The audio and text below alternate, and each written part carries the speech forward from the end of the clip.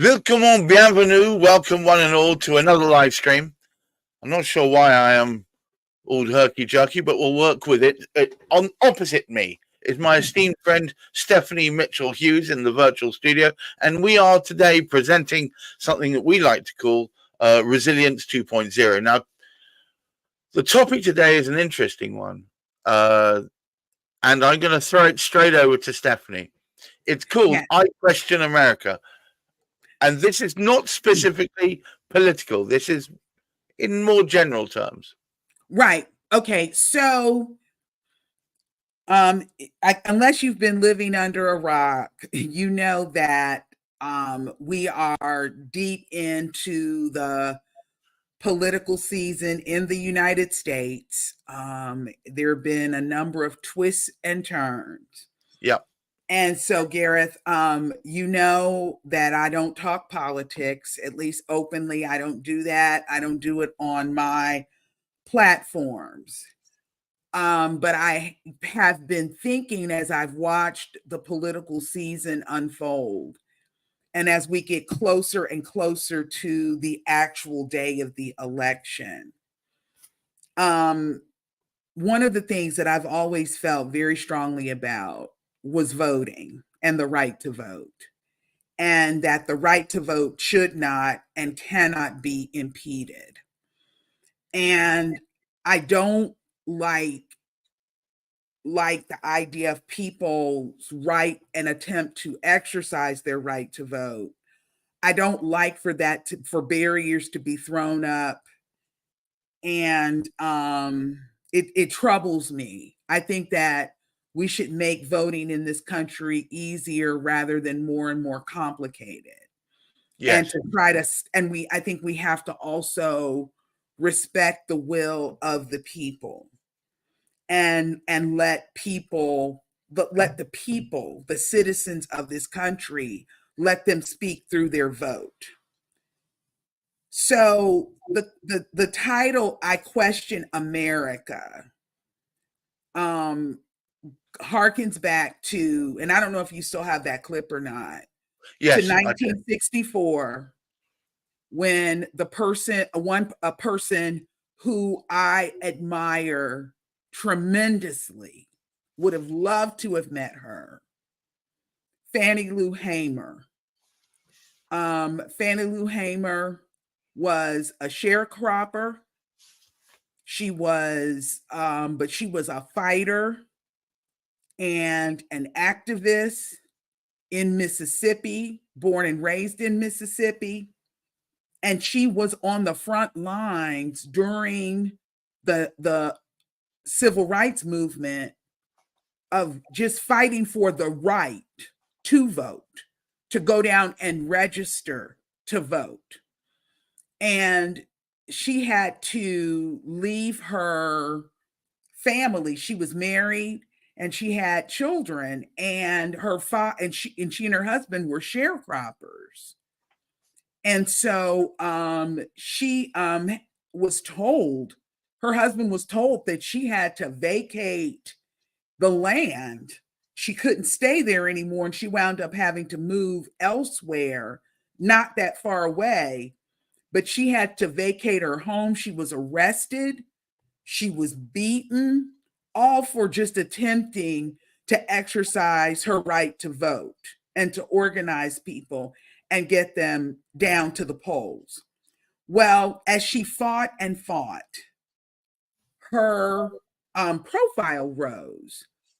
And when the Southern Democrats would not allow her to come in and vote and be part of their party, they formed, I think is it the Mississippi, Green Party? She formed a different party. And I'm going to play. It's a very short clip. Yeah, it's a really short clip. The Party is not seated now. I question America.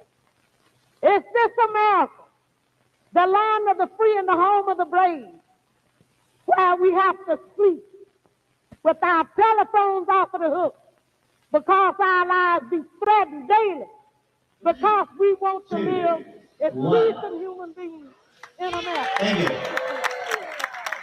Mississippi came to Atlantic City to make this challenge to say that, hey, Mississippi actually deserves better.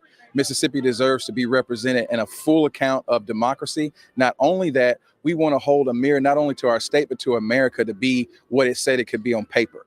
It was here that she delivered her famous speech in favor of integration and where she recounted the harrowing events that she had been forced to face just to exercise her most basic rights. And as this marker notes, So there we go. Yeah, so she was instrumental in forming the Mississippi Freedom Democratic Party. And so those remarks that she made where she says, if my party cannot be seated as a legitimate part of the Democratic National Convention, then she questions, I question whether America is truly the land of the free and the home of the brave. And the thing that was really interesting about that was she was making these remarks at almost the lull. You know, she got up and was able to sit and address the convention. And while she was doing that, LBJ sees her on the screen, listening. He's listening to what she's saying. And he was like, well, I've got to stop her and get the attention off of what she was saying. He decides abruptly and hastily calls a press conference.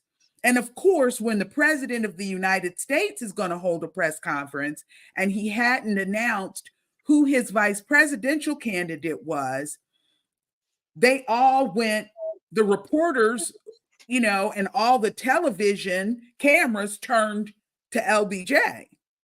And the other thing that was happening at that time was LBJ was trying to get the Civil Rights Act, I believe, of 1964 passed.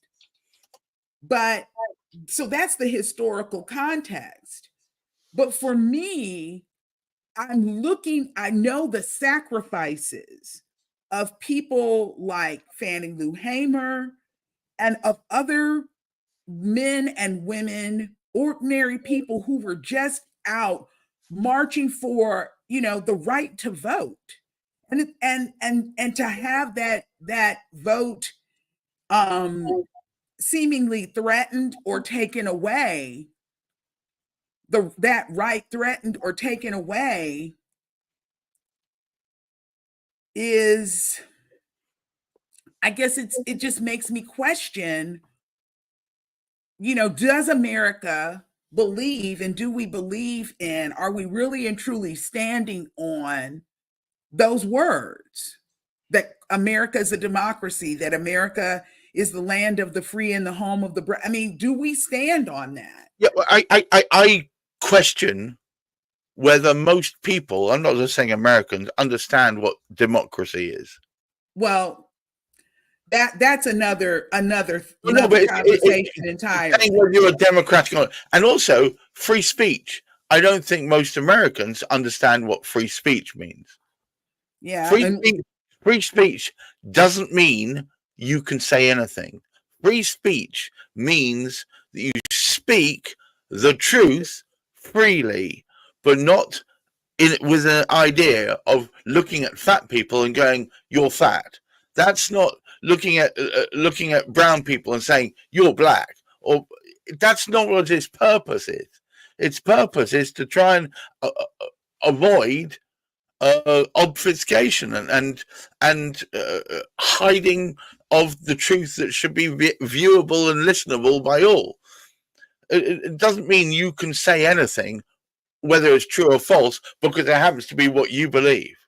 Well, and so like for me, oftentimes, and you may have heard this, I don't know, but one of the things that I've heard, and I happen to agree with this statement, which is one of the reasons that I decided to talk about just voting and the importance of voting and what have you. But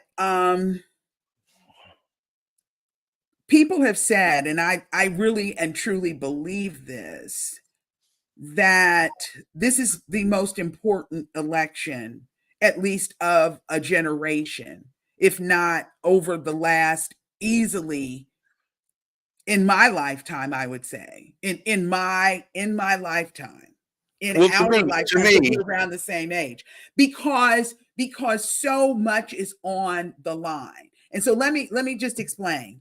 So and this goes beyond party and I don't know if you like this person versus that person and all of this. I think that it is important for people to inform themselves, to understand what the stakes are, and to not get caught up in all of the theatrics and rhetoric and everything else.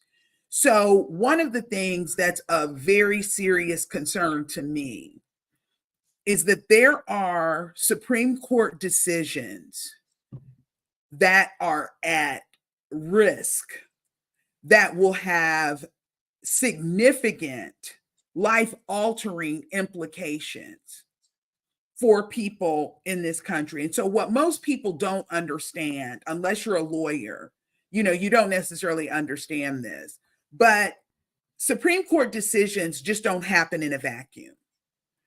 It takes time. You've got to select the right cases.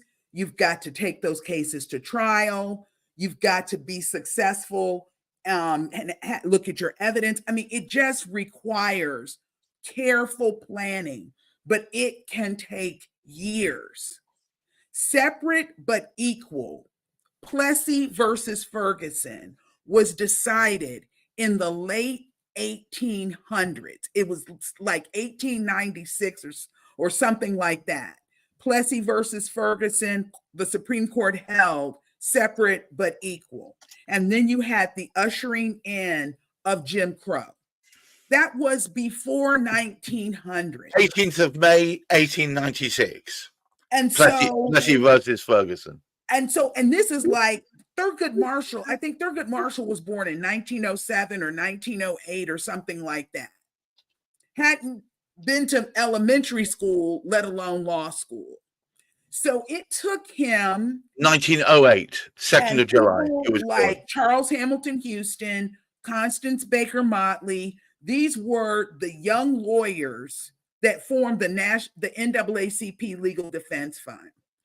He risked his very life crisscrossing the South and in other parts of this country, trying cases, appearing before the Supreme Court and trying them, getting evidence. I mean, and the other thing is that you needed plaintiffs.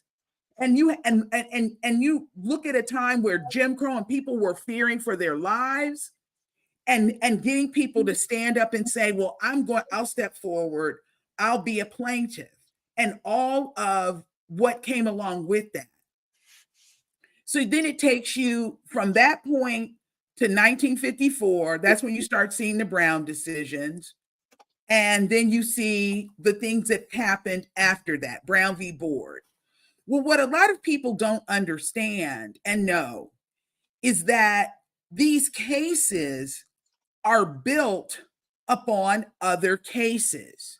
So a case like Roe versus Wade, for example, you go and you look at that case and you read it, and there are decisions that are cited that form the basis of the court's opinion. And you're like, well, wait a minute. I don't even know. Is that actually directly on point with the facts? Not necessarily, but it's directly on point with the legal theory. So essentially we have people, a court, essentially they are playing Jenga. You know, the game Jenga, when you pull a piece out and prayerfully your whole thing doesn't fall down, doesn't fall apart and collapse. Well, so Roe is gone. You have a new decision that took its place. Well, what people don't understand is that the Roe versus Wade was built upon Griswold v. Connecticut. Griswold v. Connecticut held that married women, could get contraception. They could get contraceptives. It was no longer, contraceptives were no longer illegal. Well, the seeds for overturning Griswold have been planted. And bit by bit, in cases that are high profile and other cases people may never have heard of, it's Jenga. So you pull Roe out, okay. You pull Griswold out, okay. Well, after Griswold, that puts a whole series of cases at risk, like Brown versus Board of Education. And the list can just, the list of cases. So it's like, okay, we pull this one, we pull this one, we pull this one. We're back to 1954. So those cases are gone. So Thurgood Marshall and people like him, his peers, the late Constance Baker Motley, who was, I think she was the first Black woman, female district court judge, right, in the country. But you've got them, and they risk their very lives to try these cases, to get cases and things that were wrong, right, to go to stay at a hotel, the right to be served in restaurants, all of these types of things, this whole wealth of rights and privileges that we received, and they just are pull them out like Jenga. And eventually the house collapses. Yeah, eventually you've got nothing left. Right. So basically, and I don't want to be, here lecturing like some type of professor, but when I think and I see these things collapsing around me, I just look at that and I'm like, we've got all the chips on the line here. And I don't know and don't want anyone to spend the next 50, 60 years rebuilding what has been dismantled in such a short, in even half that time, in less than half that time, maybe not even a quarter of the time, just dismantling. And are we going to go all the way back to Plessy versus Ferguson, where it's separate but equal? Oh no, we don't have to give you a mortgage. Oh, we don't have to let you vote. Oh, we don't have, the list can just go on and on and on and on and on. The trouble is, in my mind, and I think we need to wind this up now. Yeah, but we do. At the moment, there seems to be, on the one side, a group of people who are looking backwards, and on the other side, a group of people who are looking forwards. And the ones who are looking backwards, it was so much better back then when we didn't have this. We hadn't agreed that. When women were stuck in the kitchen, when people were sure they were allowed to live, but separate from us, that we enforced segregation when everybody was in their tight little. We can't go back. When a human's going to understand, we can't go back. We can only go forward. So this kind of nonsense attitude has got to be consigned to the history books. Well, and so I guess the thing that I want to just leave people with is we're looking at the days. Our system is not perfect. No. And we can debate or not, because we really have lost, I think, largely the ability to have civil discourse in this country without people just literally coming to blows. Well, you have to look at this, though. It makes me die, that. But this is the thing that you have to really consider. What you have to consider what you could lose if you don't participate in the process. Your vote matters. Your vote, and it matters if for no other reason than a person like Fannie Lou Hamer risking her life and all the countless other people who marched, bled, died, beaten, all of that, so that you can exercise that right. And the one thing that separates a democracy from any other form of government, I would argue there's no such thing as communism from these so-called socialist democratic republics to everything to a theocracy through to a full monarchy, which there's very few of there now. And they call it fascism. Well, quite right, and fascism at the far end. The thing that separates you is the ability to vote out those that represent you and bring in a whole new set.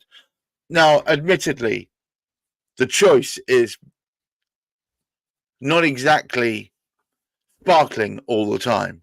Although I would say that we have a pretty sparkling element available on the American agenda. I know on the British one, we either had crap or crapper. So I admire you guys. You have an opportunity to make history. I would say, can I please ask anyone out there, apply critical thinking, get your information from reputable sources. Mm-hmm. Don't just listen to the guy at the bar. No, banging on. Absolutely not. Don't do that. Read. Go gather your own information. Do your due diligence. And please try and avoid sitting in an echo chamber. Don't just visit people who love Harris. Don't just be around people who love Trump. Try and mix it up. Try and get some critical thinking, get some real information, not feelings, not so and so said that their neighbor said that their dog once barked about or whatever. Get some real information and then make some decisions. And I thank you, Stephanie, for having this active discourse with me. Stephanie has been a great source of comfort for me because she allows me to realize that there are other people out there that need to question their surroundings. It's not just me. I often felt like I was in it alone, but I've got my co-conspirator, Stephanie, here now allows me to look on the world and realize it's not me that's going mad. Until the next time, please, guys, keep your feet on the ground. Remain grounded, but do keep reaching for something better in the stars and use that critical thinking to make good decisions. Until next time, I wish you all well. Have a lovely weekend. Bye-bye all. Bye. And vote. Please.